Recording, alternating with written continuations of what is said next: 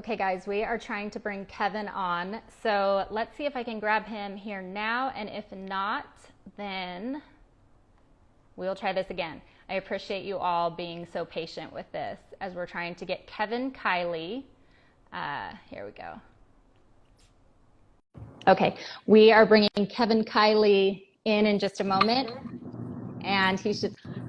Hello. Got it. Hey, Kevin. Hey, we guys. got it. How's it going? You're live. Thank you so much for working with us through that glitch. You're a busy man, so I appreciate it. No, it's totally my fault. Modern technology. What can I say?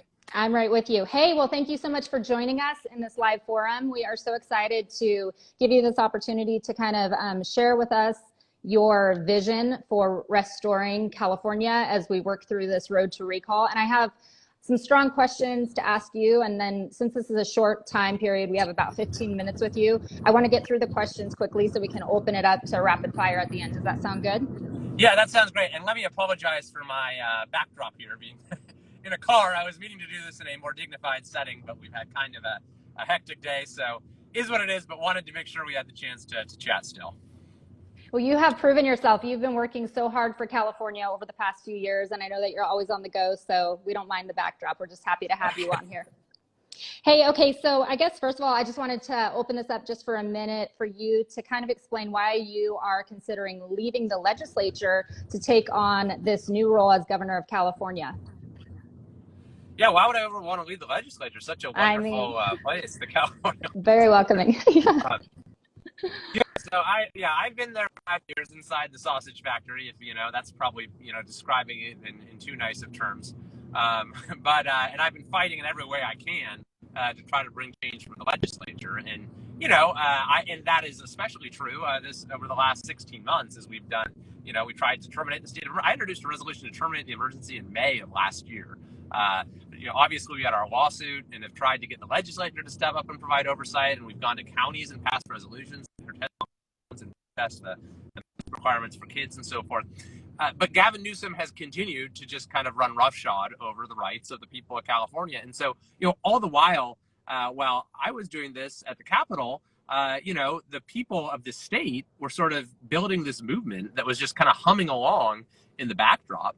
The recall, which eventually turned into the greatest citizens movement, not only in California history, but the largest petition drive in United States history.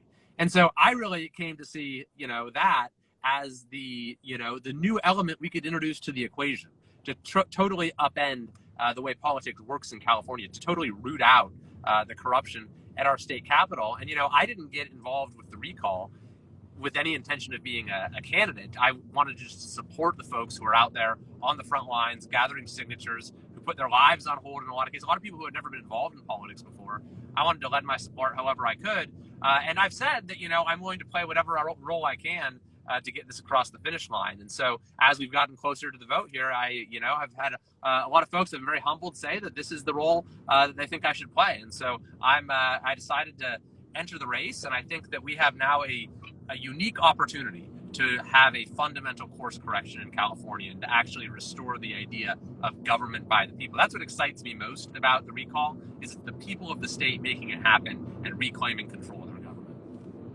Well, I agree. I appreciate the citizen movement that you have really helped spearhead in California, and it's past time to get Gavin Newsom out. So thank you for all of your work in that. Okay, we're going to dive into some direct questions, and we want to get through this in the next few minutes so we can go into rapid fire. First, a question that continually comes up regarding education and our children, and it's kind of a two-pronged approach, so I want to get your answer knowing that. With our children and with education, SB 277 passed in 2015, as you know. That limited our non-medical exemptions for immunizations that are required in schools. And then under Gavin Newsom, 276 and 714 passed in 2019. Obviously, that went through the legislature, so it's not an executive order that can just be unilaterally overturned.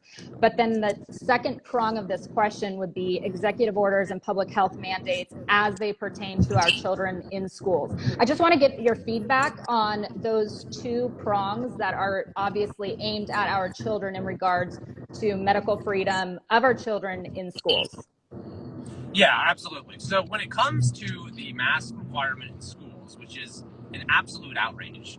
We are one of the only states that has such a mandate still in place. It goes against the scientific consensus, and it's just flat, outright cruel. When it comes to that, I would terminate the state of emergency on day one, and so any order that is issued pursuant to it, such as that one, would be immediately extinguished. And so that is, that's the solution there. You're correct to point out the distinction between these bills that pass the legislature and executive orders that have just issued from Newsom or from state bureaucracies.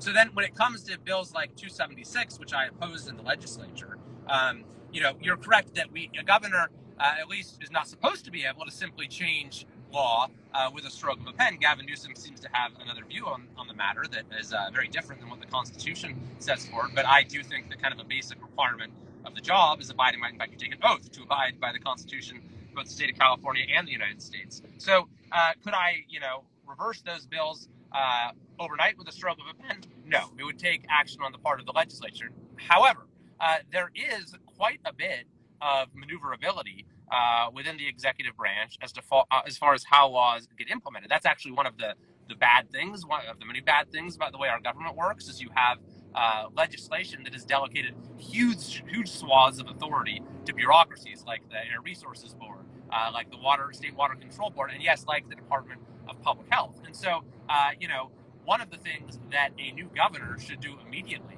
is figure out in what areas immediate action can be taken in the sort of broad swath of policy that executive agencies have control over the implementation of. And so when you look at something like 276, 277, that's something you can look at. Okay, how is this being implemented? What discretion exists within the language of the statute in order to make it intrude upon the rights of parents and students and medical freedom as little as possible? So, and then of course, I know folks have talked about court challenges and that sort of thing as well. But, I think that's one of the reasons why it is important that the new governor take action immediately and have some level of familiarity with the way, with the problems that exist with our state government, so that you can sort of navigate the system in order to do the most good in the shortest amount of time. So let me ask you this. Would you focus on pressuring the legislature or using the executive branch to work on not overturning unilaterally, but beginning that repealing process of that legislation that passed in 2019 and before that limited that freedom for children to attend school if they cannot be fully vaccinated? Yeah, I mean, I've been, outspoken and a opponent of those policies since I first ran for the legislature in 2016. As one example, California is one of, I think it's only 3 states, at least it was at the time, I think it's still the case, that doesn't have a religious exemption when it comes to vaccinations. Correct. That's outrageous. I mean, that is such a fundamental element of personal freedom, of your very personhood, that for the state to say we're not even going to recognize that. And by the way, it is of a piece with the way that our state has been disrespecting religious liberty in many respects before COVID, but especially during COVID, in which the U.S. Supreme Court had to slap times for his infringements on religious liberty. And then, of course, when it comes to the medical exemptions, I mean, that was even violating the terms of what was supposedly the deal, or what was said when the first, set of legislation was passed, that the medical exemptions would at least remain in place. So I was, furious when that was sort of reneged upon, and, I voted it.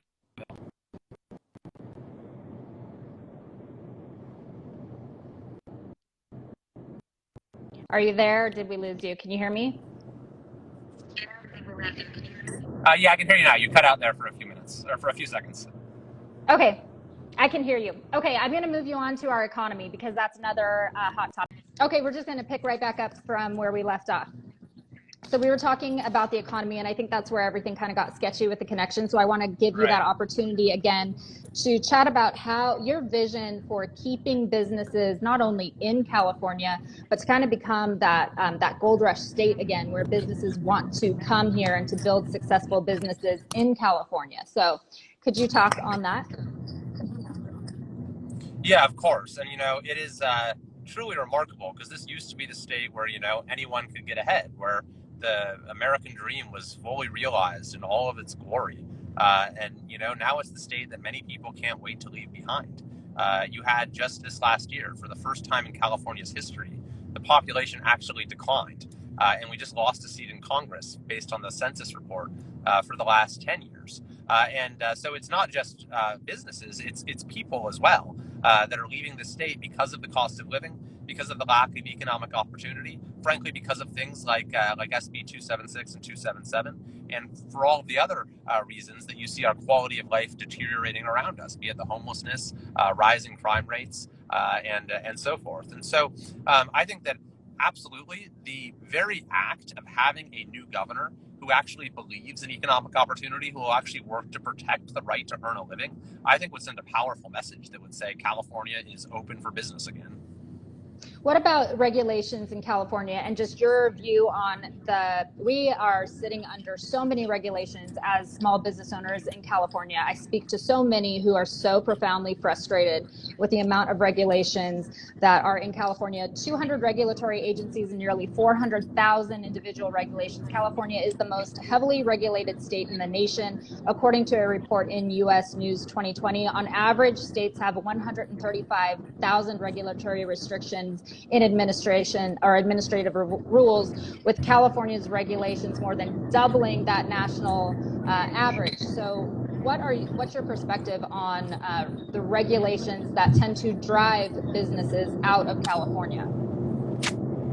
Yeah, I'm glad that you phrased it as regulations, because that's a really important distinction, is that you have a lot of really bad laws which are passed by the legislature, but then the state agencies just go to town churning out regulation after regulation after regulation, which makes things a lot worse, which kind of goes back to the conversation we were having earlier, that it actually is within the power of the governor to provide direction to roll back regulations. And so that's something that I would do immediately, is I'd look at all the regulations that were out there that were produced by the executive branch that are hurting business, that are driving businesses away, that are hurting workers by making it, more difficult to actually pursue your calling, and would roll them back. And then I would, work with the legislature. I'd demand action on the part of the legislature to, actually advance pro-worker and pro-business legislation that I can support.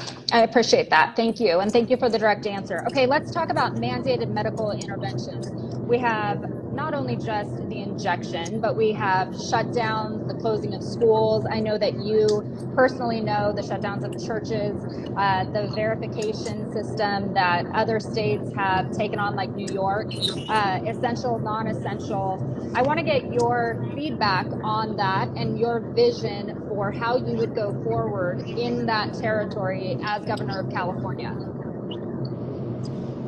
Right. So in terms of, you said, you cut out just for a second there, in terms of mandating the vaccine, or in terms of mandating, can you say that one more time? Right. So I want to get your perspective on all medical intervention mandates, including passport verification systems. Yeah. So I actually introduced a bill to ban vaccine passports. I think the idea is completely almost dystopian, and it's not just me that thinks that, by the way. It's not just Republicans or people who are conservatives who think that. The American Civil Liberties Union has come out and been very outspoken against the idea of a verification or a passport system. They've said that this is going to create a sort of checkpoint type society. It's not at all hyperbole to say that this is a step down the road to like a China style social credit system. And just the very notion that like you should have to hand over personal medical information just to go about your daily life, or that this is anyone's business. I think it's an affront to just fundamental notions of privacy and notions of liberty. So it's something that I will, yes, absolutely continue to fight, as well as some of the other sort of either mandates or heavy coercion you're seeing to try to get people to go in that direction. Good. Okay. I wanted to jump into some rapid fire questions. So with these rapid fire questions, I want to get through as many as we can. These came from the viewers. We have about 62,000 members in this community. So a lot of the questions were duplicates. So I'm focusing on the ones that came up a lot. Are you good for that? I am. Let's go. Rapid fire. All right, let's go. I know that you say that you are 100% citizen funded. Something that has come up a lot is that there were receipts from Big Pharma back in 2018 showing $2,000 donations from some of the big three pharmas in your name. Can you speak to that? Yeah, so when I came to the legislature in 2016, I was not supported by the big lobbyists or anyone like that. I was in a field of 11 candidates, had never run for anything before, wasn't even given a chance, but we ran this really grassroots campaign, and I, again, was not supported by any of those interests. Now, Okay, okay, Kevin. sorry guys, I'm back. I really apologize. I really was planning to be in a better setting for this, and our It's okay. schedule for today has been completely. And I'd be happy to come back anytime. By the way, I did want to finish answering your question though, because Yeah, so let me go back because I'll cut out some of this when I post it oh all so sure, that we can just have the uninterrupted. But going back to the question was, I know that you say you're 100% citizen funded. Why are there the receipts from Big Pharma in 2018 showing the 2K donations from some of the big three? That's obviously a big concern in this community. So if you could speak to that. yeah. So I mean, it's every industry, whether it's pharma, whether it's the health insurance companies, whether it's the business community. Every industry has major lobbyists at the Capitol, and they send checks to every legislator. And like every other legislator, when I first got there, I didn't return the checks. But after a while, I said, you know what? I can no longer be part of this corrupt system. So I became the first, I think, ever in recent history to say I'm not going to accept checks from anyone that has a registered lobbyist. It's called the Third House, which is the group of lobbyists that surround the state capitol and give hundreds of thousands of dollars every year to every other legislator. I said, I'm from this point forward going to be 100% citizen backed. I will not take, whether it's, whether it's pharma, whether it's any industry that has a lobbyist, I'm not going to accept the funding. And so I've built, a citizen backed now funding source where I've, have thousands upon thousands of supporters who give often in very small amounts. And that's the new model that I'm trying to encourage others to now take. I think that's actually fundamental to how we're going to change our government, because I've seen firsthand the way that, the influence of special interest groups has absolutely captured our capital. And it dictates everything that happens at our capital. And by the way, no one has ever personified that more than Gavin Newsom. What you saw at the French Laundry, the company he keeps, a table full of lobbyists, they wine him, they dine him, they elect him, they own him. And so I think that's fundamentally what the recall is about. Is it's not a Democrat Republican, it's not a partisan thing. It's about taking back control of the government away from the special interests that have completely hijacked the process. 100%. I absolutely agree with you. And that's where the power belongs in the hands of the people, not in the hands of lobbyists. So thank you for your answer to that. I know that that's come up a lot. I want to ask you another kind of high tension question that's come up a lot. There was an April 21st post on kids ages 16 plus being able to receive the vaccine in what is now a virally shared Facebook post from you. A lot took it as you advocating for that demographic to go out and get the vaccine. So I just want to give you the opportunity to clarify your position on that. No, I mean, my office has an obligation to inform the public about what the eligibility criteria were. So, and this is from my official office account. And so they just, it would be put up, okay, now it's 65 and under, now it's 45 and under, whatever the case may be. I didn't even remember that those were the parameters when that was posted until I saw people sharing this on social media. But that's all it was, is we were fulfilling our sort of obligation to provide information that people did want to know as to who was eligible at any given point in time. Okay, I appreciate that. Okay, let's talk about immigration real quick. And again, this is rapid fire, so just give it to me quick. Your thoughts on the southern border crisis, and then your vision as governor of California in tackling that issue. Well, I mean, you said it correctly. It is a crisis. And, I would do everything I could at the state level to try to, ameliorate it. The obviously, immigration is in many ways a federal issue, although you are seeing some interesting solutions in some other states. But, California has done everything it can to move us in the wrong direction when it comes to the sanctuary state, which I actually kind of led the fight against in the legislature. When it comes to expanding benefits for undocumented in a way that you don't see in any other state, the $267 billion budget that was just passed that even Jerry Brown said was imprudent, included a vast expansion of Medicaid for those who are undocumented. And that does not help the problem. It serves to make the problem a lot worse. And so I, absolutely would do everything in my power to turn the tide on that. What do you think about continuing building the wall like Abbott in Texas? Well, it's an interesting thing that they're doing there, because I mean, you saw the opposite of that within the the last administration. You had the California legislature decided that it was going to become the federal government and make immigration policy on its own. So I think it's really interesting what you're seeing. Texas and now Florida. I think South Dakota even came in, and maybe California. I could have some role in that. I think that I'd have to look at kind of exactly what the powers of the governor are in that respect, which I confess I haven't done. But it would be interesting to see if California could play a role in securing the border. So in a nutshell, your position on immigration and the southern border in California would be? My position on the immigration on the southern border is that in a nutshell, the whole situation is a disaster, and we need to reverse those policies, which have only served to encourage the flow of people in. Great. Okay.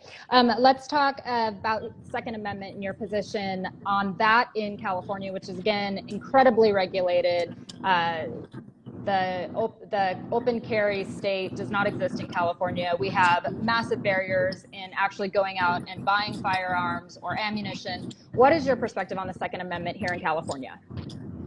Well, I mean, California is perhaps, as you just alluded to, the worst state in the country when it comes to the Second Amendment. I've fought each and every one of these bills. I think I have a 100% rating from the NRA. I've always been endorsed by pro-Second Amendment groups.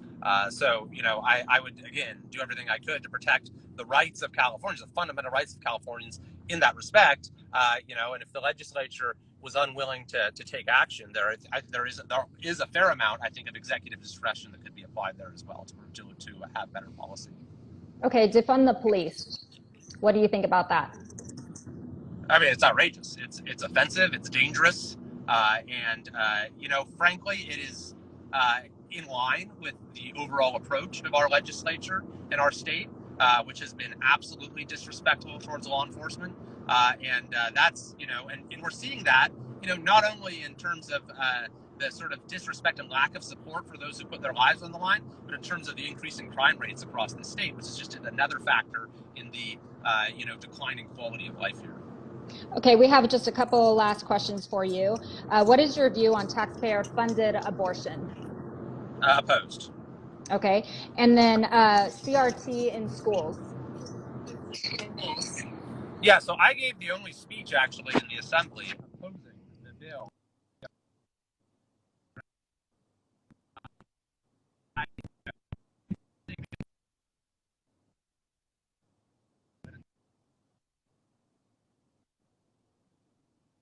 You're glitching a little bit, so if it stops glitching, I'm going to ask. Okay.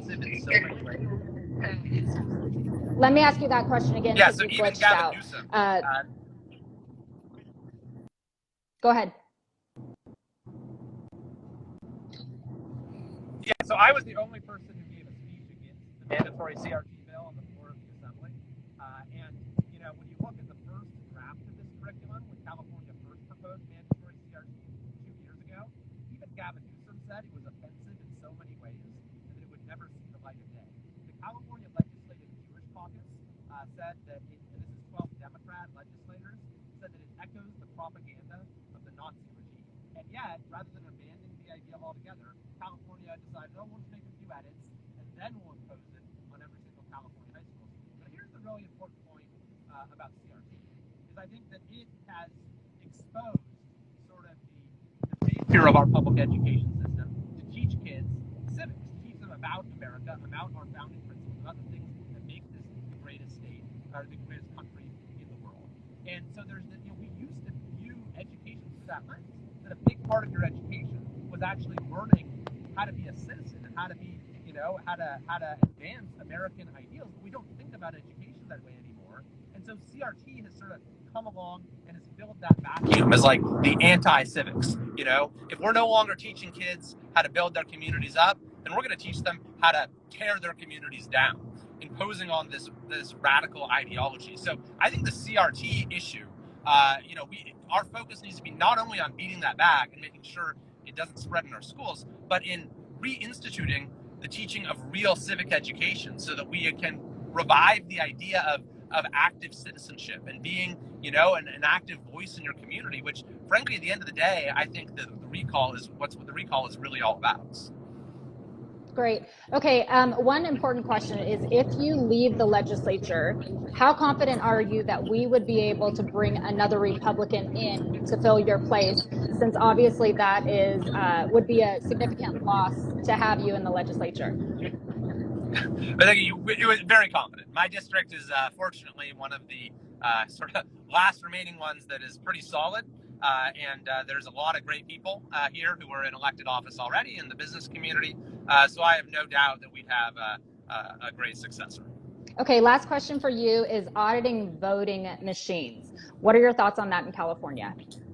Well, I mean, it's something that I know Election Integrity Project is looking at, and Rick Grinnell's group, Fix California, is looking at, and not just that facet of it, but everything related to the way elections are conducted. Because we've seen with the recall that they're cheating in plain sight.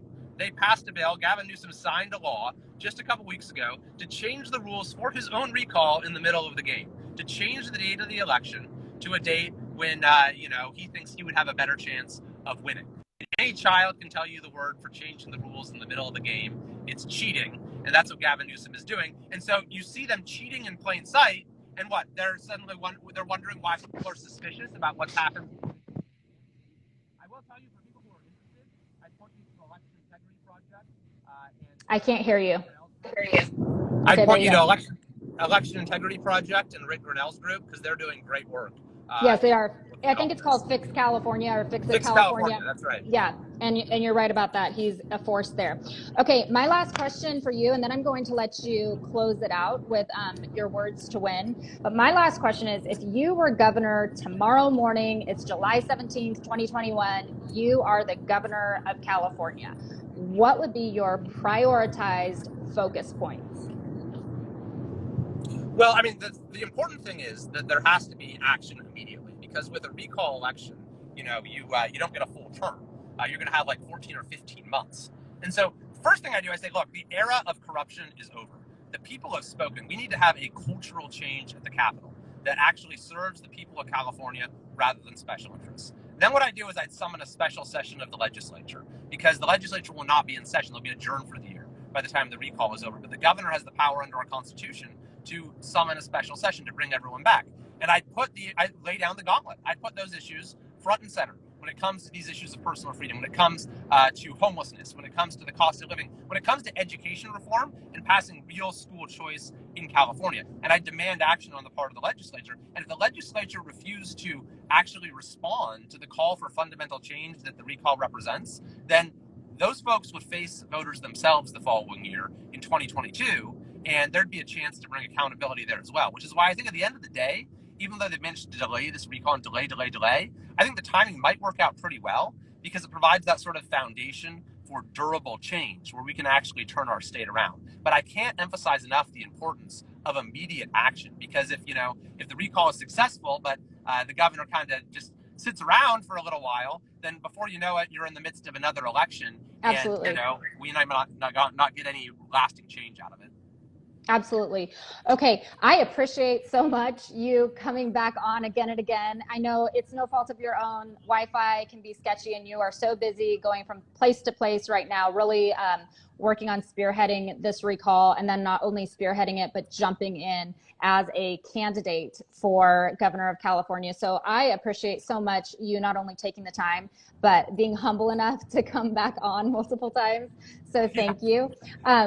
I just wanted to basically give you the last words here to close us out. I call it words to win. So anything that you feel we didn't touch on that you would like to, because it's something that's passionate or that you are passionate about, that you would focus on as governor of California, or anything else that you would just like this community to know. This will be downloaded, and then I will repost it with all the cuts in it so that it's a little clearer. But I just wanted to give you the last minute or two to close us out with anything that you would like to share with this community. Yeah, well, I want to say, first of all, thanks to you for, you clearly have, a great following here and are doing a tremendous job in getting the word out and speaking for freedom. So thanks very much. And thanks for everyone who tuned in. And in particular, thank you to everyone who has made this movement possible, who signed the recall, who are out there gathering signatures, who, whether it's in front of Hobby Lobbies or in front of your Walmart or through organized events, through spontaneous encounters with your friends, one signature at a time, you build a movement that really has the power to change California politics and get our state on the right course. And I am really in this race as, just carrying that torch forward. It's the people of California who ignited this movement and lit this fire. I'm just one bearer of the torch. But I think that we really have a unique opportunity here to completely change the game, to have a whole new playing field for our state. And it's all going to happen so quickly. Your ballot will come in the mail, whether you ask for it or not, because they changed the ballot too, in mid-August. And I really think that, this can be a new birth of freedom for the state of California. So we're going to be fighting every last day until the election. Well, thank you, Kevin. And then could you just let everyone know how they can find you, support you, share about what you are doing? I know that you're going to be in San Diego, which a lot of this community is in San Diego. So you're going to be in San Diego tomorrow for a rally. But can you just let people know how to find you? Yeah, so the rally, by the way, if you're in San Diego, is 10 a.m. at the Ronald Reagan Community Center tomorrow in El Cajon. But this is my Instagram, obviously, so you can follow me there. And then my website is KileyforCalifornia.com. And it's Kiley, well, you can see it there, Kiley forcalifornia.com. Great. Thank you so much, Kevin. We would love to have you back on again if time allows, just to touch base right before the election. But thank you again so much for your time today. And we wish you the best of luck. Thanks for all you are doing in the legislature and on the road to recall. All right. Well, thank you for your patience. Literally on the road to recall here. Quite literally. Thank you, Kevin. Okay. Bye-bye. Bye-bye.